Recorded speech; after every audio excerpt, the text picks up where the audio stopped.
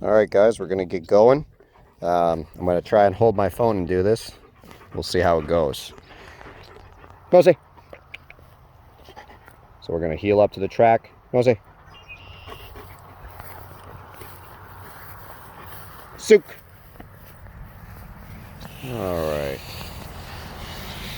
So he's a little fast already. We're gonna slow him down.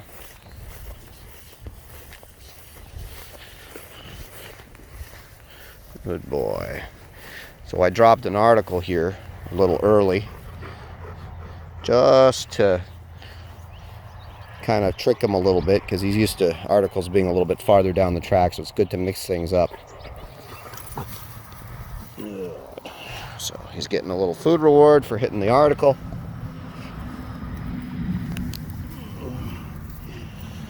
It's all about the curveballs right now.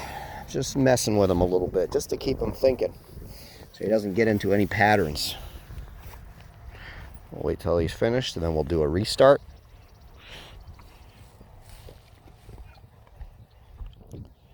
Sook. He went deep a little bit fast, a little hectic, so I'm going to give him a little leash pop to calm him down a bit. Sorry guys, sometimes the camera's a little all over the place because I'm really focusing more on the dog than on the actual filming.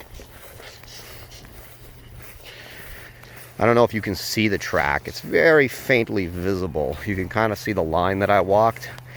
On the camera, I don't know if it's going to show up. He's really pulling here, so I'm going to give him some pops. I don't want the dog hauling me down the track, because if he's hauling me down the track, he's going to miss stuff. Easy. Good. There we go. Not using a pinch collar, just his fur saver. And he's a dog, he has a high intensity for tracking, but his problem is he likes it a little too much, and then he can get hectic, he can miss corners. You know, he'll keep working a track. There you go, he keeps checking off to the right. I'm not sure why, but he's still in the line. He's in the footprints. I'm not going to let him rush me. We're going to take nice, steady steps. Boom, he hit the second article. Now I use a very small article for this one, just to promote a nice deep nose. You can see it. I don't even know if you can see it. It's kind of buried in the grass there. I'll pull it out for you in a heartbeat here. See that? Nice tiny article. So, you know, he goes faster a little bit than I liked in this leg, but he was deep. I mean, he found that article. If he wasn't deep, he would have missed that article.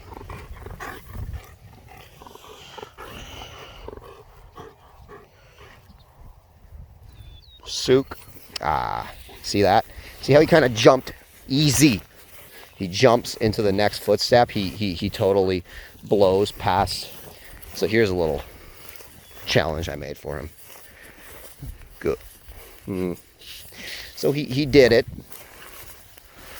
Little bit rough there, but he did work his way through it. Very good. This one was much better. Now here's a corner coming up. Very nice. He worked that corner very well. I'm just going to grab my flag. Don't rush. When he starts hop skipping, I start popping.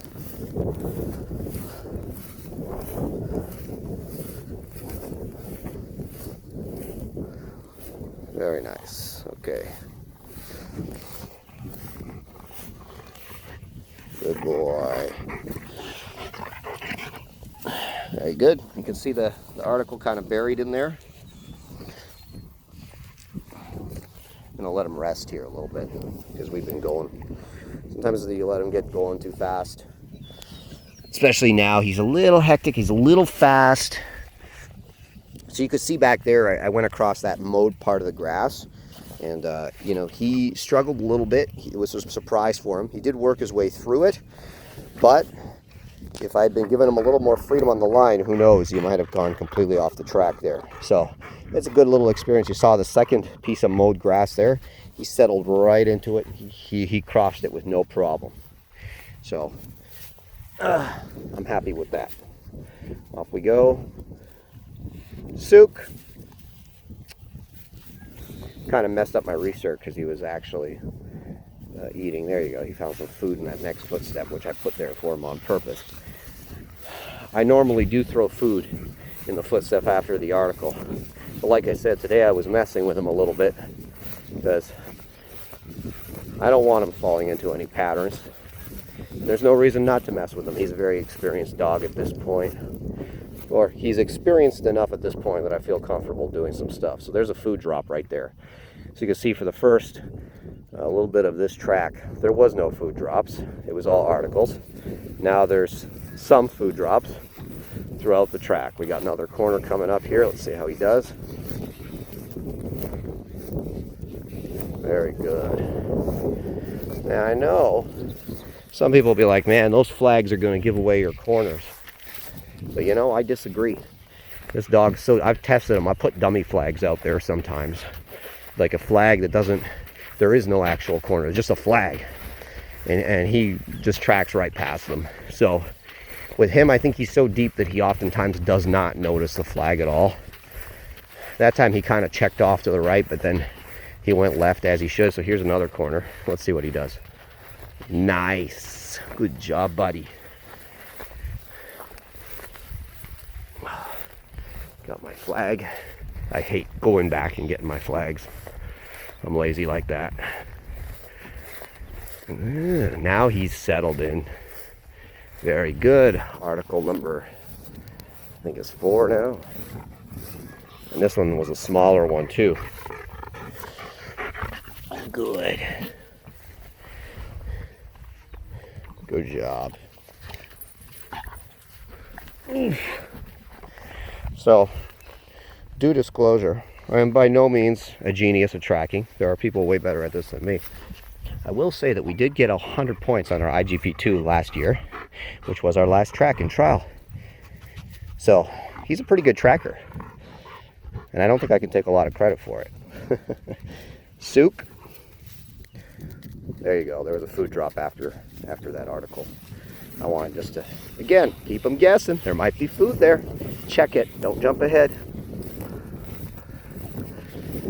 Yeah, he got 100 points in his IGP2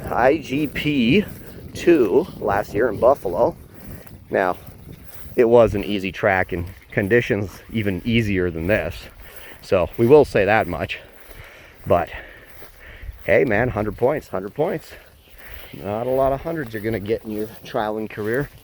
Unless you're really, really good. There you go. There's a food drop. Now I put some food drops in the last piece of this track. As you can see, he kind of has settled. Oh, he's off a little bit there. Yeah, he's kind of settled in a little bit. He's working. You know, this dog doesn't have many tracks. I've been quite lazy with the tracking since spring hit, just because, you know, we've had the corona and we know there's no competition. So, you know, tracking is probably the phase that takes the most time to do, because you got to come out to the fields, you got to lay the tracks. Like, this guy needs big tracks because he's an IGP2 dog. So we're basically, every track we're practicing for an IGP3. So he needs big tracks. So there's some tire ruts here. I don't know if you could see those. He crossed them. He checked a little bit, but he crossed them. He did have some problem with tire treads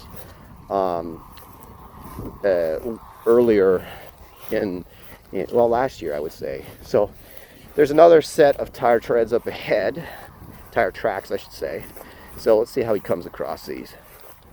Not bad. And there was a food drop afterwards to reward him if he did make it across, which he did. Not bad, not bad, not bad. Checking. I don't mind checking. Just don't go. You stay on your track. Now he's working. Now he's into the track now. You can see in the beginning he was real hectic, but now we're tracking, baby. There you go, another food drop. That's perfect. These are coming right when he's settled in. So some things that I can obviously see right now that we're going to have to work on is the start, right? I'm going to have to work on calming him down at the start. Now, normally the start of my tracks have a lot of food in them, and so do the ends. When I'm getting the dog ready for trial, of course, towards the actual trial date, we fade the food from the track and even stop rewarding the dog at articles. So there you go. You see, he checked again, but he stayed in the track, which was great. Here's a corner. Let's see what he does. Oh, baby, he did it. Good boy. And there's another corner. Oh, he came offline there a little bit. I wasn't on the leash as much because I was talking. Now, I am providing handler help with the lead. So there you go. He blew past that corner. Hey! Sook! Sook! Good. Beauty. Good. So I had to make a little bit of pressure on him there. Just because, you know, quite frankly, he blew that corner. And I don't want him turning all over the track. I want him stopping and figuring out where he is and doing the right thing. So it's no big deal, but I definitely need to make some pressure on him there. Beauty. Last article. Let's see how he indicates. He's a little distracted here. You know, some people, good boy, good job, man. Some people starve their dogs for the track, and I've had dogs that I've had to do that for, where they don't eat except on the track. This guy has his breakfast, he's got his dinner, you know, he's got everything. So, you know, if we had a trial coming up, I would feed him all his meals on the track leading up to the trial, just to build an extra, not that he needs it to track, but just to build that extra urgency, that extra motivation. You know, so this is definitely not like a typical track, and we're not really in a typical time right now with coronavirus, so it is what it is. Oh man. So I'm gonna feed him the rest of the food in my pocket right now. I just want to really praise him and calm him down here. He's a good boy. Good job. Good boy. So I'm gonna put him up in our heel here. Let him finish his food there. Yeah, so I'm pretty happy with that track. There's some things obviously that we're going to have to work on. Number one is the speed a little bit in the beginning. He gets a little hectic, and he just has so much drive for the track. That's the issue. So I'm going to maybe do a couple of food drops in the beginning.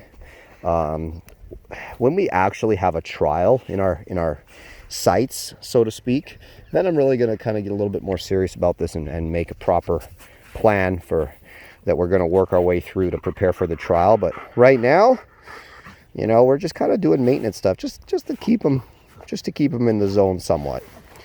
You know, I do think I could do an IGP3 track with him in a trial right now, and we probably score pretty okay, depending on the conditions, of course.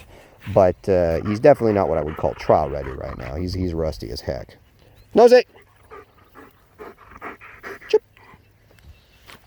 Good boy. Thanks for joining us on our trek.